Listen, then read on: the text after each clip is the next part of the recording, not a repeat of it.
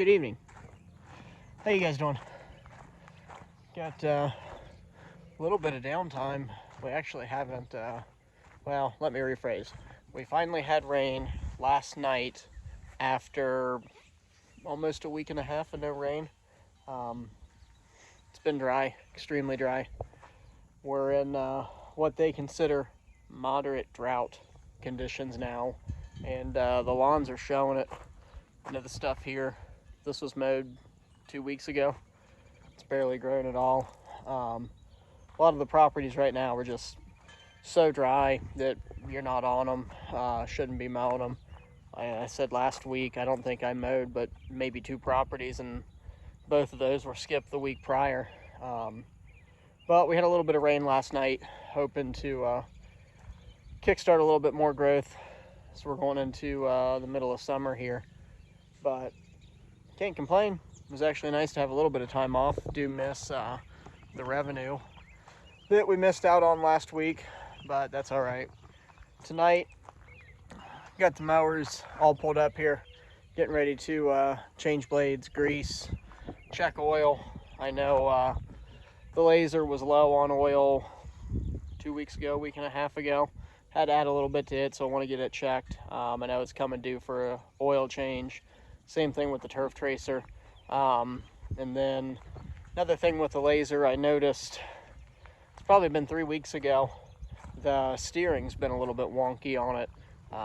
When I say wonky, I mean it's not as tight as what it used to be. I know I'm up to about 215, 220 hours now.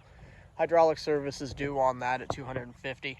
So I'm thinking it's just coming up due on that service, and that's why I'm noticing a little bit more play in those handles. But then again, it could be the dampers going bad on it again. I know when I first bought it last spring, within 8 hours I had to replace both of the steering dampers, which that mower was built and produced at the end of say 2020, and we all know what happened there. Quality control wasn't the best, and it's not just the red mowers that had problems. All of them did, and I think this was just one that maybe it was one of the last runs before they started getting fully staffed again. But if it's dampers, no big deal, it'll be covered under warranty. If it's hydro service, it's coming up anyway. But either way, I'm not going to sit and chat too much. Got a lot of stuff to get done. We'll see you guys here shortly.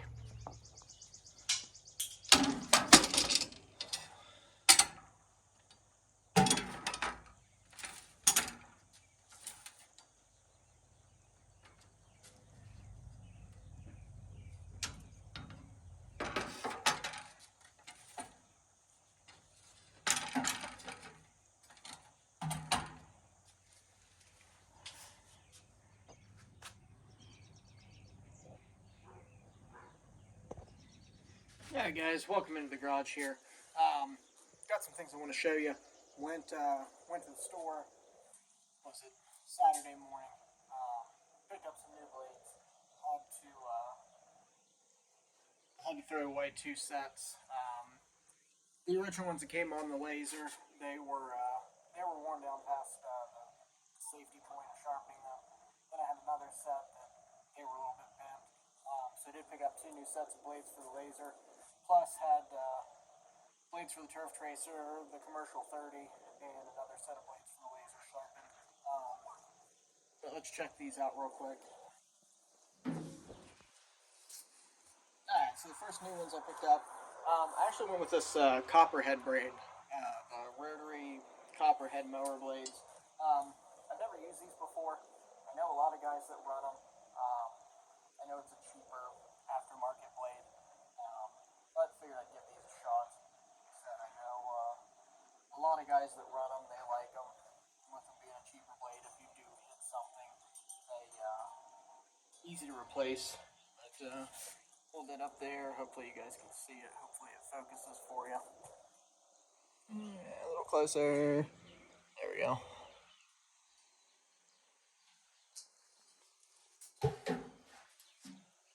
And then, because I'm a sucker, I did pick up the original Exmark OEM blades. honestly, I think it's a little bit sharp. Cut myself a little bit. Even with that protective coating that they put over the edge when it comes from the factory, so you don't cut yourself. Apparently, if you hit the corner right there, just right, it'll take a little bit of skin. But either way, I did go with a set of the original Exmark blades. Like I was getting ready to say, I think these are the best blades out there. I like the Oregon blades, the aftermarket ones that I've ran there. And I know you guys have seen these ones before, but I really like these double edge blades, especially right now as we're getting into the heat of summer. They don't have a real high wing on them, so you don't get a whole lot of lift. But middle of summer, you're not really trying to vacuum up a bunch of grass because it's not growing as much. But I found that these stripe really well. Like I said, they don't have that super high vacuum, so you're not getting as much clumping, grass build up under the deck. But yeah, those were some of the new blades we bought. Like I said, I also got set for the turf tracer, sharpened back up, and then got the Toro blades redone. And these ones are actually, if you look, you can see how much of that blade has been sharpened. We're starting to get back there. Show you here where this bend starts right there. Once you really start getting back into that, it's about time to replace them, just because you don't have enough usable meat here to get a good edge. It just starts to become a safety concern. This one's even a little bit further than the other side. So this will probably be the last time I use these blades, then just replace them. I know I've got two more sets. I've got obviously the ones that are on that mower there, and then I've got a set on the Toro, the Time Master. But what I'd really like, and I've seen them before, these blades are nice, but I really just want a regular high lift blade for that mower, just because I don't always have the mulch plug in there. And there's something else that I'm going to show you guys on that I took off. Saw a video on YouTube a couple weeks ago of a guy. He actually took the baffle. There you are. He actually took the baffle out of the deck, the mulch baffle, and was bagging with it. He was doing a little bit of mulching with it just to see what kind of results he was getting. And it actually led me to take the baffle out of that one. And honestly, I think it cuts better than it did with the baffle in it. What's really nice, I side discharge a lot with this. I don't usually bag with it. I've got one yard that I bag, and then I won't put the bag back on it regularly until we get into the fall when I'm vacuuming up leaves with it. But side discharging without that baffle in there, I get a cleaner discharge out the side, and it spreads it out, feathers it out a little bit more. So I think it's actually better for the mower to run without it right now than it is with it in it. But once I get this thing propped up, I'll show you guys what I mean and how to take it off if you guys are interested. And if you've got one, it's the same thing on the Toro Time Master. They've got the same baffle in them. I'll show you the 4 bolts you got to take off, and then just set it off to the side. And let me know, drop a comment below if you guys do decide to do that. Let me know how it works for you. Like I said, I know for me, it worked really well. I'm going to run it like this until the fall. Once we get leaves and sticks on the ground again, I'll throw the baffle back in it. But for right now, I'm running it without.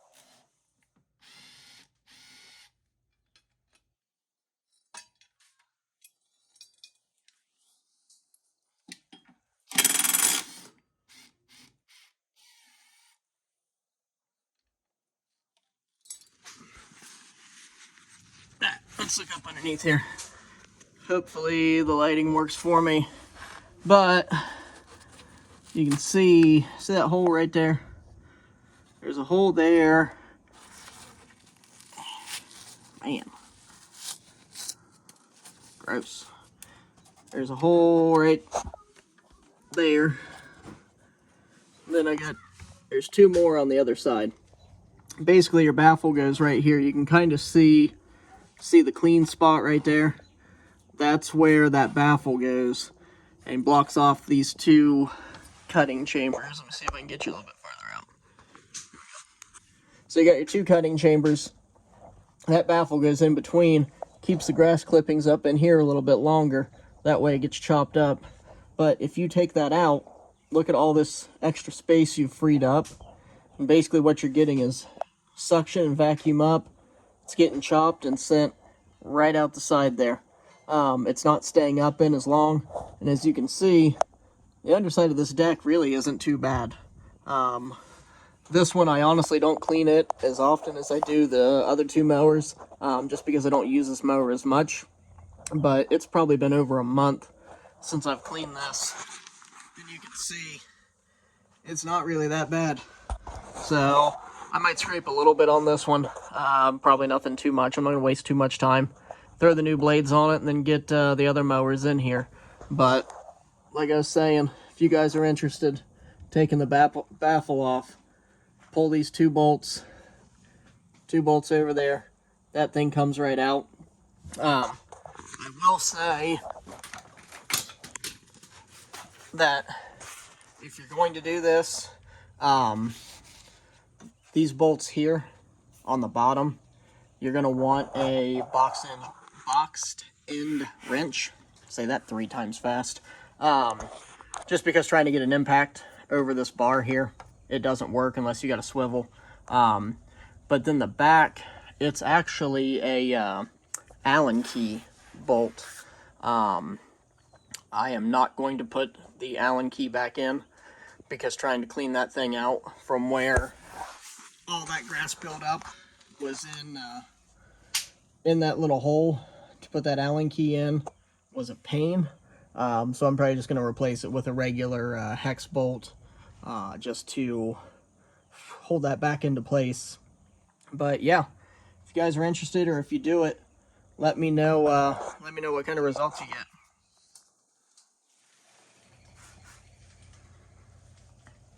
And don't forget, guys, when you're doing this, a little bit of anti-seize goes a long way.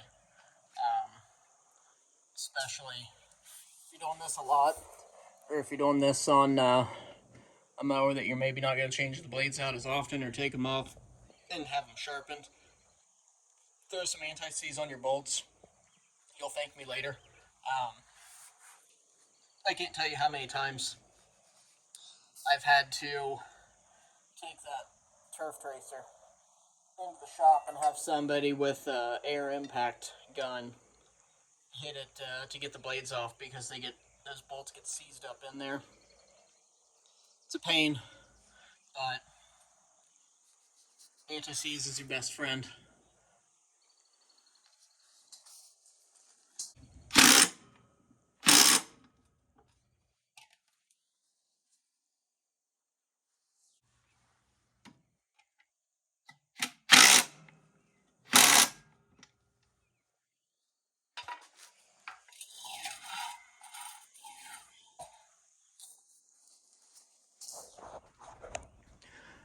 Let's see how bad this one is. Is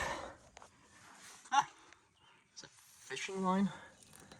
What the hell? Well, apparently you're not supposed to mow in the pond. Awesome. Whatever. It happens. This one's actually not too bad. I'm surprised. But then again, like I said, it's been extremely dry. I haven't been cutting too much thick white grass, so it's not too bad. I actually don't even think I'm going to scrape this. Maybe. There we go. That's satisfying. How's that look? It's good to me. Big old chunk right. Whoa. Big old chunk right there.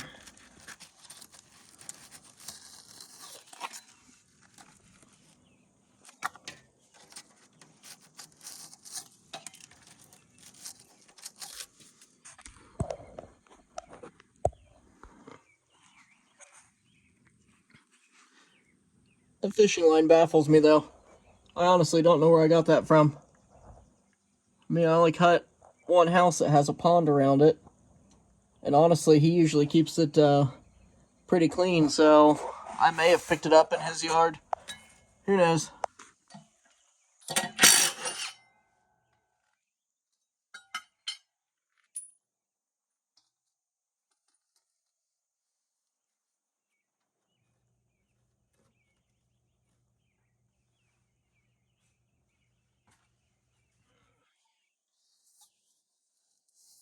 There you go. Fishing line and what looks like old piece of rubber, maybe. It might actually be from the belt that I shredded in the spring, but I don't know how it finally would have worked its way under there. Who knows? Um, with that, make sure you guys are checking your spindles if you run over something like that, because what can happen: string, rope, dog line, fishing line, old rubber tires, something like that gets wrapped up in that spindle. It will take out your spindle bearings. That's not a cheap fix. I know some spindle assemblies go for over $300. Some of them you can rebuild, but I know a lot of the newer ones. I know, like on that laser right there, um, those spindle assemblies are all pretty much one piece. They're all sealed. So, and correct me if I'm wrong down below, but I'm pretty sure if one of those goes out, you have to replace the entire thing. And I know those are about $350 a piece right now. So make sure you guys are keeping an eye on that, because I'd hate to see somebody go down because of a simple 5-second fix where all you gotta do is just unwind it.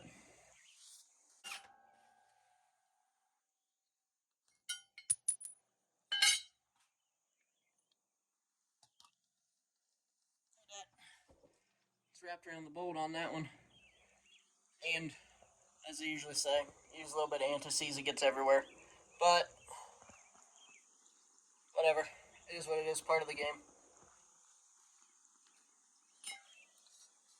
These blades aren't too bad. I mean, there's still a decent edge there, it'll cut grass. But compared to the new ones, it's definitely something that needed done. So we'll get those thrown on real quick, then we'll jump onto the big mower. Blocking the light. There's a little bit of difference there. Shiny. Oh. Sharp. Kinda sharp.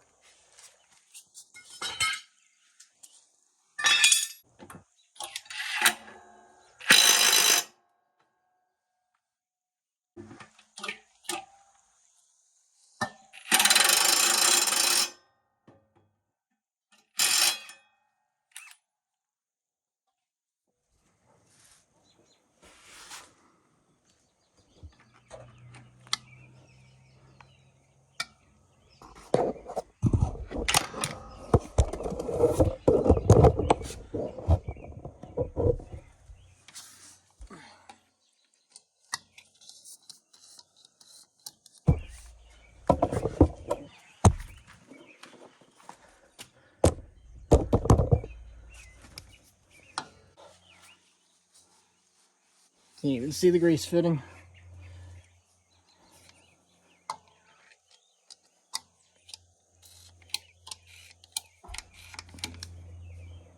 Those ones usually don't take too much.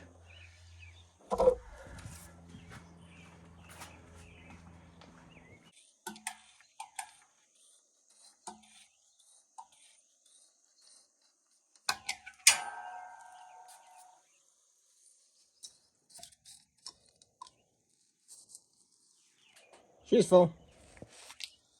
That's good. This one's due also. But I'll eventually get to it. Hopefully within the next couple of days. This air filter. It's got some crud built up on that outer filter. Inner filter's still probably good. We'll pull it. Just take a quick peek. I'll let you guys see. Tell me what you think. I don't think it's too bad. I've seen worse. It is starting to pleat in on itself a little bit, but As you can see, pre-filter's one thing. It's catching all this real fine, nasty stuff. But we'll change that later on down the road. Hot.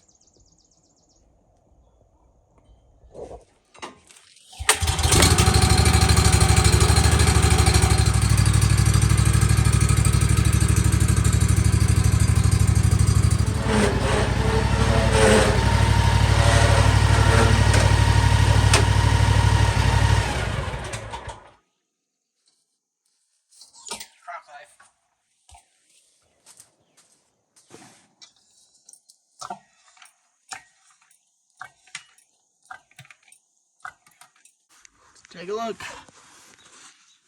Why is my light not working? Aha!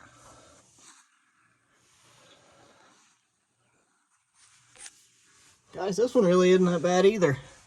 I mean, there's some crud in there, and the more that I look at it, yeah, I guess there is a bunch of stuff. Let's get to see it, got some blades in the way.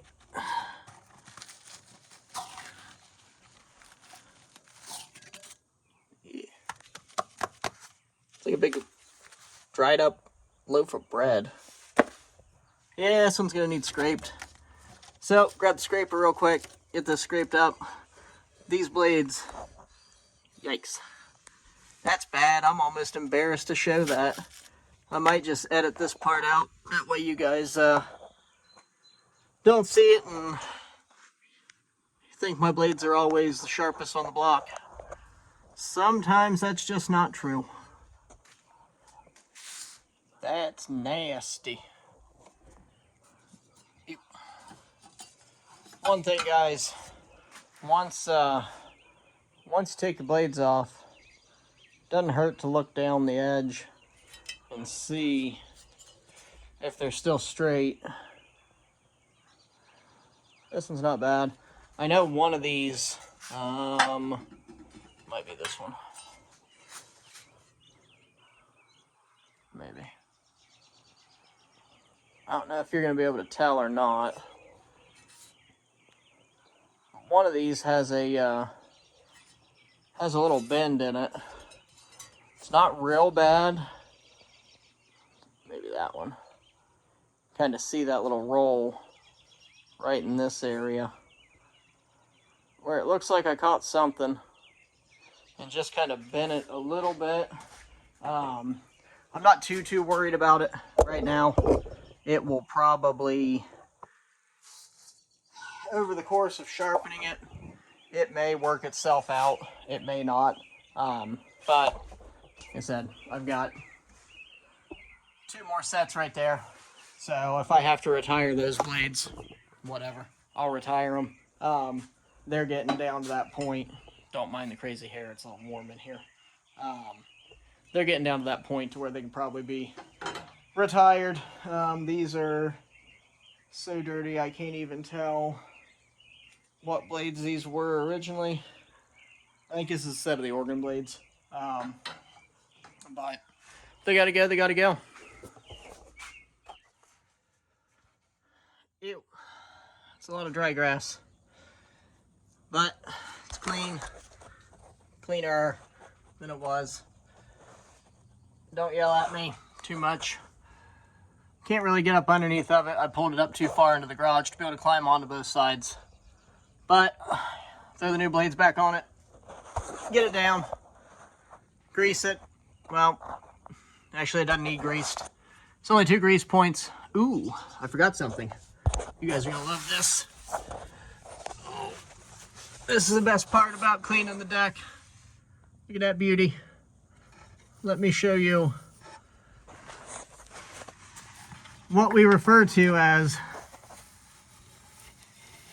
the lawn loaf. Look at it.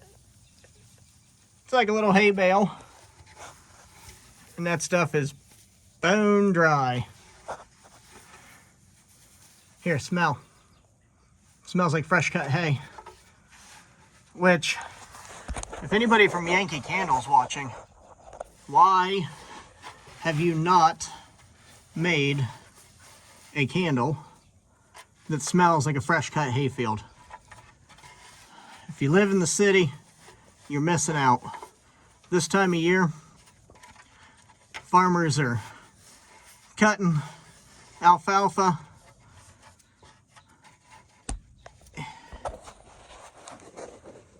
Clean. As I was saying, this time of year, farmers are cutting the alfalfa fields, getting ready to bale it, and you drive past one of those, you can't tell me that's not one of the sweetest smells on earth. I would pay good money to have a candle that smells like a fresh cut hayfield. How's that look? Looks good.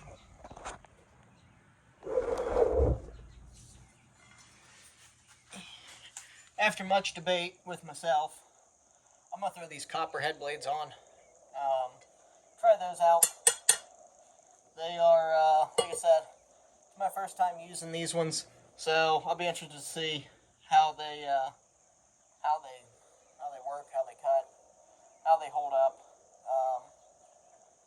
One thing I'll touch on, talked about it earlier, this protective coating that they put on these blades, these new blades, that will come off after you start using them. The friction from the grass hitting that edge will chip that paint away. That'll expose the factory sharpened edge down there. I know a lot of guys, a lot of people think you need to have these sharpened as soon as you buy them. You honestly don't have to. You can. I know a lot of guys that do. They buy brand new blades, and the first thing they do is take them back to the guys in the service shop and say, hey, can you knock the paint off these real quick? That's fine if you want to pay to do something that's going to happen within the first 5 minutes of using them. And it's not like you can't go back over the area that you started in if this edge is too dull to give you a good cut. Just my 2 cents. Take it for what it's worth. Something for you guys, little inside secret. Up underneath this control panel, need to make sure that you're cleaning this out regularly. Doesn't have to be all the time, but I at least recommend it once a month. If you're cutting a lot, or if you've got a chute blocker, whether it be a grass flap, an easy chute, something that blocks off that discharge. If you've got something like that on there and it's kicking a lot of grass back up at you, and while you're mowing, make sure you're taking this panel off, because I'll show you what happens. As soon as you get this one out, there we go. Pull this out. Look at all of this. I don't know if you can tell, you might be able to. That stuff's wet from where it's been sitting there, and look what's in there. All your wiring. What'll happen is over time this stuff will build up in here, and that coating on that wiring will get wet and start to degrade and deteriorate.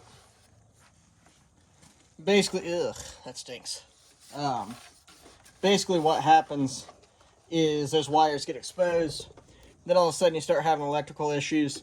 Your PTO switch will stop working, your key switch will stop working, the actual hour meter and control panel, that'll stop working. Then you have a whole mess on your hands that you don't want to deal with. And those switches aren't expensive, but the downtime that you're going to have waiting and diagnosing to try to figure out what the issue is, that's what's going to eat into your profits and making money and getting done at the end of the day at a decent time. He said, look how wet that is. But make sure you're cleaning that out. I normally would blow it out, but since I'm in the garage tonight, I'm not going to do that. I don't want this stuff all over the place. But there's actually, in the bottom, I don't know if you can see it. See if I can get you over here. There's a little hole right there. Little drain hole for water and other stuff that collects in there. But if there's a bunch of grass in there, guess what? That's not going to work. So, can't get this camera. There we go. Make sure you're cleaning that out. As you can see, it only takes a few minutes, but it'll save you all kinds of headaches down the road. So, quick little PSA for you, in case you're wondering. It's 3/8. Those little bolts are 3/8. Alright guys, that's a wrap on maintenance for the night. Blades changed on all of them. Oil's good. Grease. Ready to get back to it, hopefully tomorrow. So we had some rain yesterday, finally, after about a week and a half, 10 days. Finally got the rain. I know stuff's not gonna pop overnight and start growing again, but we'll at least see a little bit of green up, a little bit of growth, at least enough to warrant getting the mower back out on the lawns. Something I want to talk to you about. I'm sure if you've been around the channel for a while, you know I deal with some mental health issues.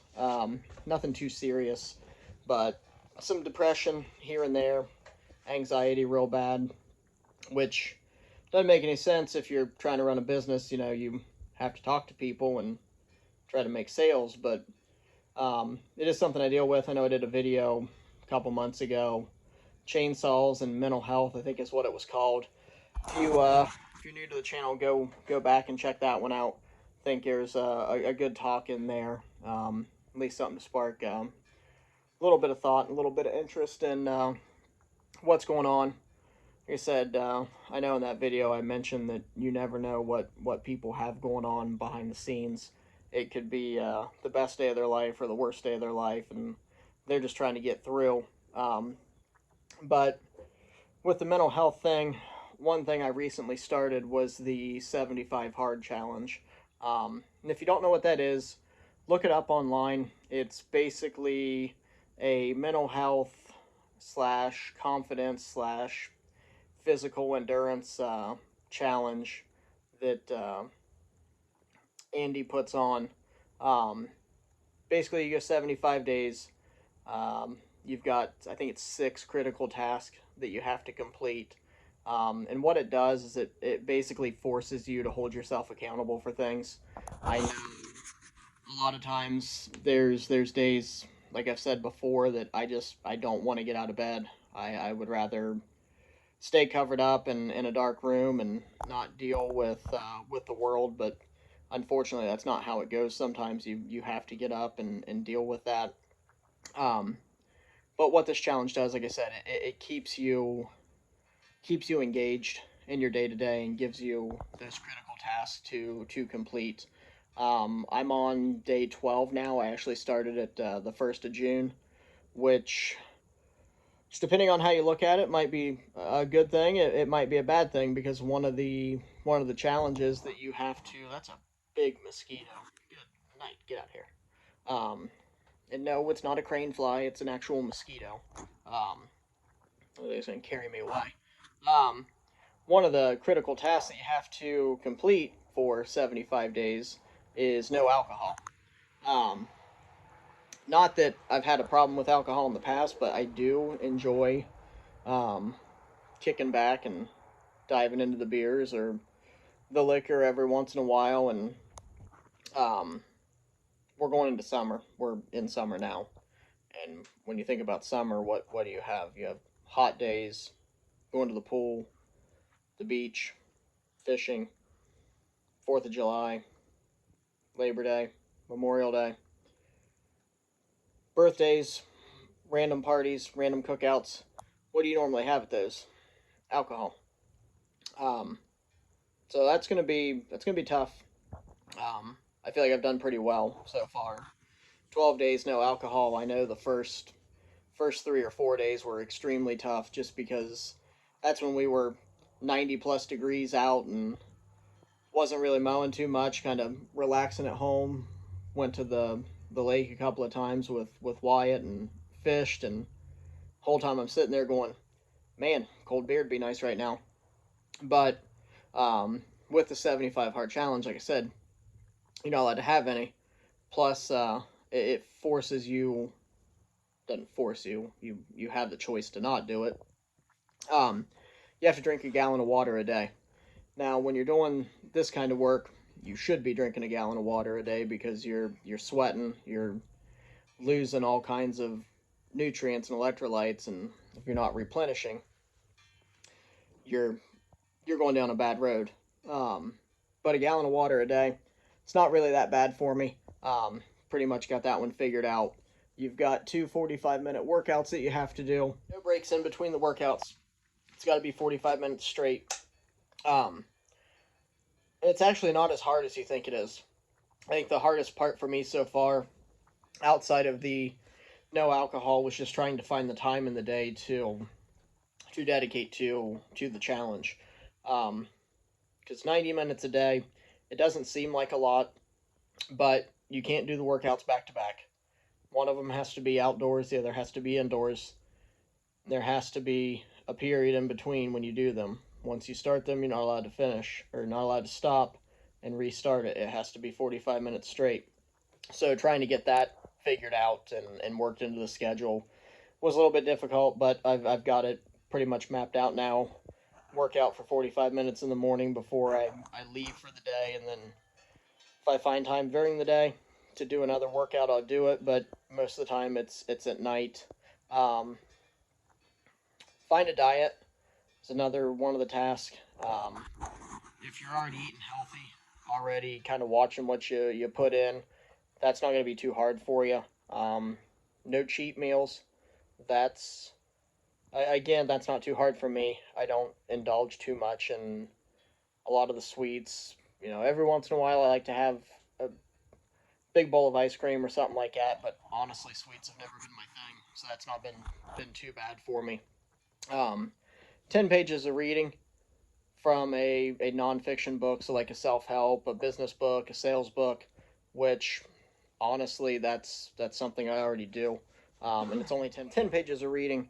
Like I was saying, even if you're a slow reader, you're still going to be able to finish that. Like I said, the hardest part's just finding the time to do it, keeping keeping your schedule as it is, and adding that in. Um, but the whole point in me doing this was to help myself to gain more confidence in myself. Um, because I know there's been times where I've had something I need to do, and honestly, I'll tell you straight up, I've found every excuse in the book to not do it. You know, not gonna make it on time. I've got this going on, or um, I'm not feeling well. I can't do it. Pick the excuse. I've probably used it. Um, and so far, this 12 days in, has I've already seen a change in how I'm feeling. And the one big thing with the 75 hard challenge is if you miss a day, if you do not complete one of your critical tasks, you have to start over from day one. Now, it's not policed or regulated by anybody. It's basically all on you to hold yourself accountable. Like I said, the first week was the hardest.